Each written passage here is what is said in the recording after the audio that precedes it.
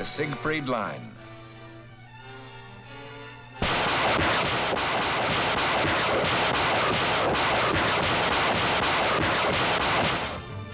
In Patton's words, this monument to the stupidity of man cracked easily.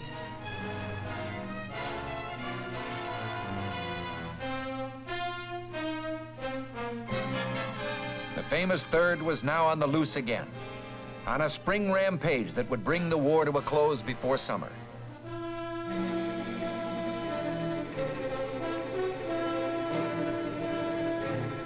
Again, Patton's army was going beyond expectations.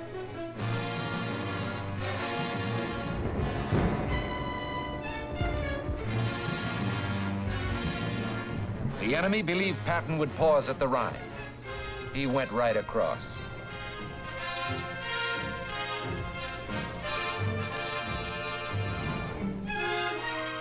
Now, along a wide front, his divisions fought toward the final goal.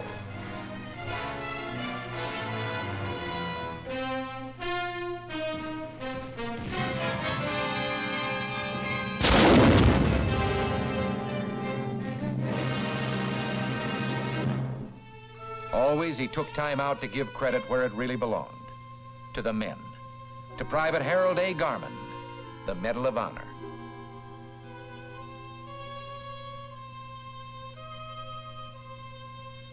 Exalting sacrifice, Patton never dwelt long on the horrors of war. But as his Third Army overran concentration camps in Germany, he saw horror of a new kind.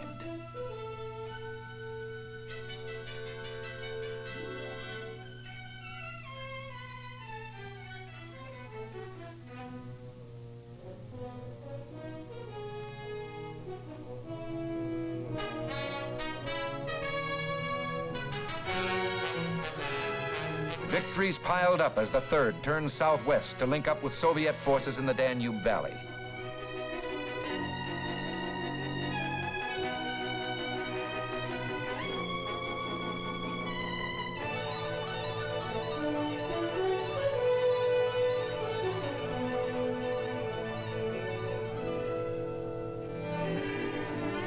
It was over.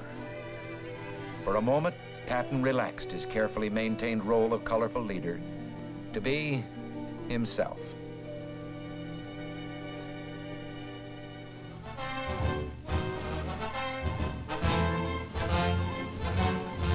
On his return, Americans showed their gratitude. In General Pershing's words, it didn't hurt America to have a general so bold that he was dangerous.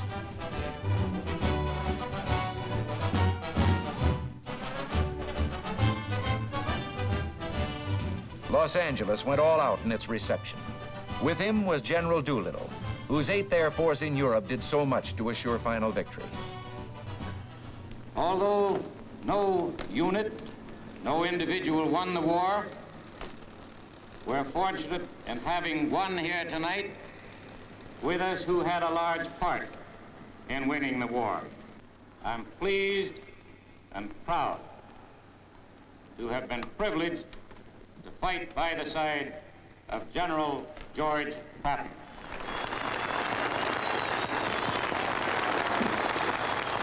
Your Honor, the Mayor, General Doolittle, soldiers,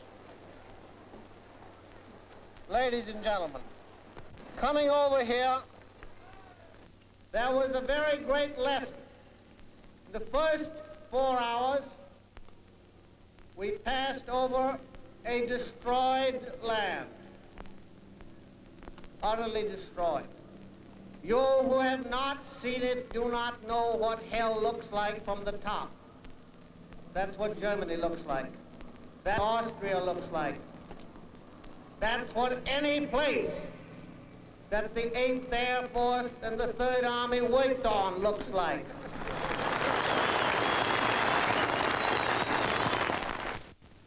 You must remember this, that from Brest to various towns in southern Germany and Austria, whose names I can't pronounce, but whose places I have removed,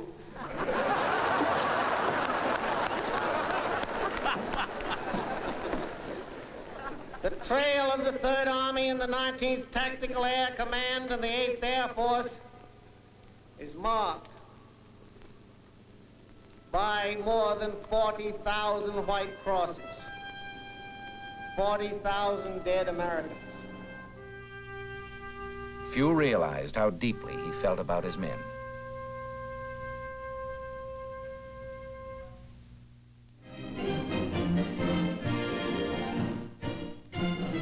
Germany, with no more battles to win, Patton watched Americans compete on the playing field. Again, he saw the fighting spirit, the will to win, a quality he loved and admired, and which epitomized himself. Struggle was the test of a man. War, the supreme struggle, provided the highest test.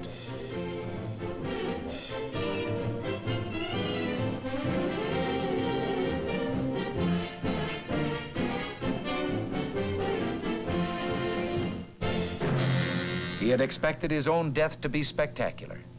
In this one prediction, he was more mistaken than in the planning of any battle.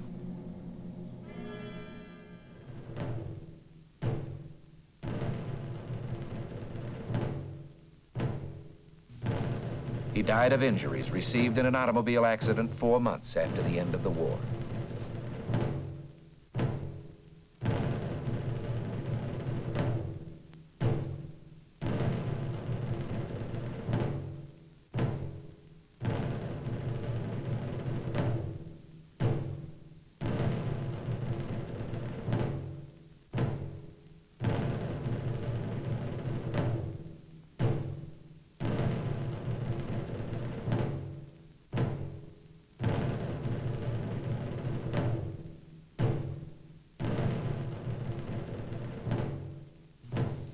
Place of burial among the men of the 3rd Army who had fallen in the Battle of the Bulge.